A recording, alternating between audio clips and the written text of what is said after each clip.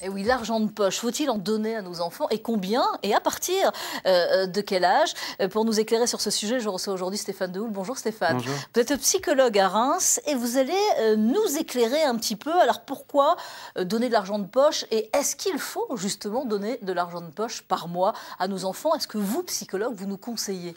Oui, parce que donner de l'argent de poche à un enfant, ça a plusieurs fonctions. Ça va avoir une fonction de le responsabiliser, de le faire grandir, de le frustrer aussi un petit peu. Ah, quand il n'y a plus d'argent dans la tirelire Voilà, de gestion, etc. Donc c'est quand même intéressant de donner de l'argent de poche. Après, comment on le donne, à quel âge, combien on donne et à quel âge, on va en parler etc. évidemment. À partir de quel âge? Alors, il faut éviter de devancer les attentes de l'enfant. Il faut peut-être le laisser déjà, lui, venir vous dire, Demander voilà, peut-être, oui, parce que certains parents vont avoir tendance à devancer cette demande-là. Si le petit copain en parle en récréation, on dit moi j'en ai. Il y a quelque chose de social aussi dans cette histoire-là. Et généralement, avant l'âge de 7 ans, on ne va pas donner de l'argent de poche d'une façon régulière. On va donner une pièce de temps en temps parce que l'enfant n'a pas forcément intégré la notion de compter encore.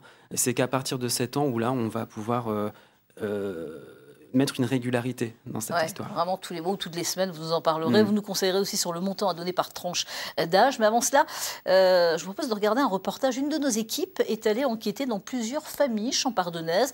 Reportage Chloé Bion, Yves Biron et Sylvie Lombert.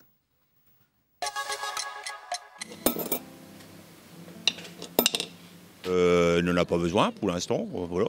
Et quand tu as besoin de quelque chose, tu fais comment? Je les achète avec mes sous. Et tu les as comment tes sous alors? C'est mon père qui me les donne. 10 € par mois. Et vous variez selon leur âge? Comment vous faites? Selon le comportement et les résultats à l'école. D'accord. Et toi, qu'est-ce que tu en fais de ton argent de poche alors? Je la garde et des fois, je prends des petits gâteaux pour maman. Non, on n'en a pas pour nous. Donc c'est très rare qu'on nous rachète ce qu'ils ont besoin, c'est tout. C'est pour qu'ils puissent prendre leur indépendance et savoir gérer leur argent pour eux plus tard.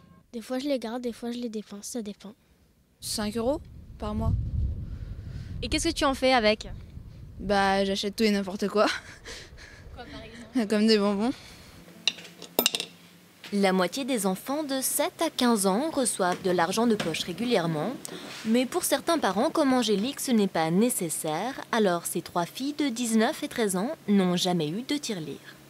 Je leur donne pas d'argent de poche du tout. On en a parlé donc à la rentrée en 6e pour les 2 plus petites. Et on a toujours été d'accord ensemble de ne jamais leur en donner. D'être là pour subvenir aux besoins et acheter ce qu'elles ont besoin. Je trouve que les enfants qui ont de l'argent de poche... en fait, ils dépensent un peu en tout et n'importe quoi. C'est pas forcément ce qu'elles ont besoin. Et moi, c'est ce que je ne voulais pas. Ordinateur pour Noël, portable aux anniversaires et les manteaux pour l'hiver. Garance, Faustine et Maëva sont bien équipées sans avoir à gérer leur argent. Mais pas question de leur verser une petite pièce pour les services rendus à la maison ou les bons résultats scolaires. Elles ont des bonnes notes, c'est très bien, on les félicite. On n'est pas non plus... Mais à côté de ça, on ne donnera pas... une petite pièce pour un bon résultat à l'école. Au total, ce serait plus d'1,5 milliard d'euros reçus chaque année par 9 millions d'enfants français. Et les bonbons font toujours figure de favoris dans les dépenses des plus jeunes, parmi les jeux, vêtements et sorties en tout genre. 20 ou 30 €. Par mois? Oui. Et qu'est-ce que vous faites avec? J'économise ou alors je vais m'acheter ce qu'il me faut pour l'école ou alors des vêtements, des choses comme ça. Alors on l'a vu dans ce reportage, c'est plutôt mitigé. Il y en a qui sont pour, certains pensent que c'est important justement pour savoir ce que vous nous disiez aussi pour gérer l'argent plus tard. Et puis d'autres qui disent non, on achète tout ce qu'il faut et il n'y a pas besoin, ils achètent n'importe quoi autrement avec de l'argent de poche. On voit bien qu'au niveau des familles, il y a forcément aussi un héritage familial de ce qu'eux ont pu vivre et de leur rapport à l'argent aussi. Après, on parle, dans le document, la personne parle d'un besoin. Alors l'argent de poche, ça permet d'aller au-delà des besoins, mais ça peut être aussi se faire plaisir. Se faire plaisir. C'est pas forcément une question de besoin. Selon le comportement, par exemple, là, tous les mois, par exemple, voilà, des parents donnent à leurs enfants. Si le comportement n'a pas été bon du tout, est-ce qu'il faut justement éviter de le donner? Alors, l'argent de poche doit être vécu comme quelque chose d'un plaisir, une fois de plus, et pas forcément comme quelque chose d'une récompense ou d'une punition. Enfin, en tout cas, ça ne doit pas être un objet de chantage. Et d'autant que peut-être on peut se dire que travailler bien à l'école, ou c'est peut-être quelque chose de normal aussi, finalement. Oui, alors voilà, des bonnes notes à l'école. Alors on peut le récompenser, mais peut-être pas. Félicite, mais... Voilà, on félicite, on peut même peut-être faire par exemple une sortie en famille ou quelque chose comme ça qui va marquer le coup au bout d'un certain temps. Mais la notion de l'argent, je pense qu'il faut peut-être poser quelque chose chaque année pour se dire voilà, cette année tu as le droit à tant, et puis s'y tenir. Hein, voilà. Par exemple, les bonnes notes, on comprend, on félicite. Pas tout le temps, évidemment, donné, et peut-être pas du tout quand il y a des bonnes notes. En revanche, quand il y a un examen, par exemple le brevet, pour certains qui vont passer le brevet, s'ils l'ont, là, on peut peut-être donner... Qu'est-ce que vous me conseillez pour le bac aussi, par exemple, ceux qui... Voilà. On peut marquer le coup sur Est-ce qu'on une doit fin le de faire cycle avec les bonnes notes, parce qu'elle parlait des bonnes notes aussi, donc c'est une récompense. Lors d'une fin d'année, par exemple, s'il y a un examen, s'il y a quelque chose, on peut marquer le coup.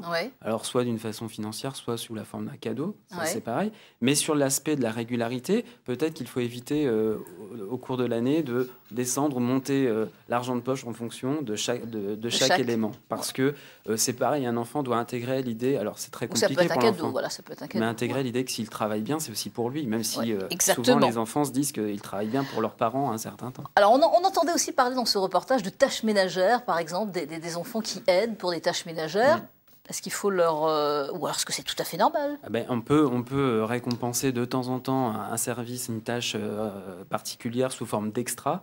Par contre, il ne faut pas que ce soit systématique, parce qu'il faut aussi avoir la notion du service rendu gratuitement et la participation au sein de la famille. Donc tout ne doit pas être forcément systématiment récompensé. Alors, vous allez nous donner quelques conseils, justement, donnés à partir de quel âge? Vous avez dit à peu près à partir de 7 ans. Mais combien, justement? Est-ce qu'il faut donner par semaine ou par mois déjà? Alors, entre 7 ans et 13-14 ans, c'est plus intéressant de donner par semaine, parce qu'on ne gère pas de la même façon son temps et l'appréhension du temps. Donc, du coup, c'est plus intéressant de donner ça par semaine. Alors, combien à partir de 7 ans? Les moyennes, on va estimer qu'on sera entre 4 et 8 euros en moyenne. À partir de 7 ans? Voilà, à partir de 7 ans, on sera sur cette fourchette-là par semaine. D'accord. Ensuite, on peut augmenter cette somme au fur et à mesure des années. Oui, parce que là, entre 10 et 13 ans, par exemple, là... Oui, on peut augmenter un peu, mais ça dépend aussi des familles. Des budgets, des budgets, voilà, exactement, parce que c'est compliqué. C'est quelque chose et s'il y a 3, 4 enfants aussi, c'est compliqué. Et puis, de 14... Alors là, quand on passe à l'adolescence... Alors, l'adolescence, on peut passer sur quelque chose de mensuel. Alors, on évoque... Il y a une moyenne qui parle de 47 euros par mois. Alors, c'est une moyenne. Après, une fois de plus, ça dépend des familles. Évidemment, les adolescents ont peut-être un peu plus de besoins en termes pour se socialiser, etc. Donc, il faut prendre ça en compte aussi. Donc là, si elles veulent des vêtements en plus, elles ont envie, elles ont tout ce qu'il faut à la maison, là, ça permet aussi, ou non, les vêtements en fait, il y a le budget vêtements qui va être inclus ou on pas. On leur dit, vous avez tout ce qu'il vous faut. Mais après, s'il y a un besoin, une envie supplémentaire, elles choisissent. Et ça, c'est aussi la question de est-ce qu'on doit laisser l'enfant libre de s'acheter ce qu'il veut avec son argent? Oui, est-ce qu'il faut contrôler, justement? Alors, il ne faut pas contrôler, il ne faut pas s'immiscer, il faut aussi laisser l'enfant s'acheter et peut-être faire quelques erreurs dans la notion de l'apprentissage. Je dirais qu'il faut peut-être juste surveiller peut-être la notion de racket ou de harcèlement qui peut aussi avoir lieu par rapport à cet argent. Voilà, c'est juste ça qui est à surveiller. Et puis évidemment, peut-être l'achat de choses plus ou moins légales. Oui, tout à fait, exactement. Ça éviter évidemment. À partir de 18 ans, est-ce qu'on peut parler d'argent de poche? Parce que là, ces jeunes continuent à faire des études, mais évidemment, ils ont besoin aussi d'argent. Ils ont besoin d'argent, mais à partir de cet âge-là, on peut aussi peut-être considérer qu'ils peuvent commencer à se débrouiller en faisant des petits boulots. Du babysitting, des choses comme ça, et de participer en les aidant si besoin, mais de ne pas tout faire pour eux. C'est toujours l'idée de le soutenir, mais pas faire à la place en tout cas. Ok, alors là il y a la notion vraiment de relation à l'argent, et ça c'est important, vraiment de comprendre ce que vaut tel virement, si on leur donne, ou en espèces, cet argent, ça vaut tant, et c'est possible de s'acheter telle ou telle chose. L'argent de poche permet d'intégrer la valeur des choses, d'intégrer aussi la frustration, et puis le cadre des limites, parce qu'un ado, par exemple, qui va vous dire au 15 du mois, j'ai plus d'argent, j'aimerais avoir une avance sur le mois prochain, qu'est-ce qu'on fait de ça? Alors, le mieux, c'est quand même d'essayer de refuser. C'est pas toujours évident, mais de refuser pour qu'ils puissent anticiper sur les prochaines fois et comprendre. Voilà. Parce que si on ne maintient pas et ça, les limites, les règles, c'est la même chose pour tout. Il faut maintenir. Donc, il faut éviter de donner justement un mois en avance. Alors, il paraît que nous, Français, on est plus généreux que les voisins européens, selon une étude Ipsos. Pourquoi ? Alors, on arrive en seconde place, il y a l'Italie qui est devant nous. Pourquoi en Europe, ça, moi, je ne peux pas vous dire. Je ne sais pas, mais par contre, l'argent de poche, c'est un phénomène qui n'est pas si vieux que ça. Ça remonte aux années 60. Parce que là, à cette époque-là, il y a eu une croissance économique importante. Et puis aussi l'émancipation des femmes qui pouvaient disposer de leur propre compte bancaire à partir de là. Et ça a pu faire émerger ce phénomène. Bon, et ça existe depuis combien d'années, justement, l'argent de poche ? Justement, c'est par rapport aux années 60 qu'on peut estimer le début de ce principe-là. Merci beaucoup, en tous les cas, pour tous ces conseils. Donc, on a noté plein de choses et on va tenter, évidemment, de vous écouter. Merci Stéphane Dehoul et à bientôt. On va tout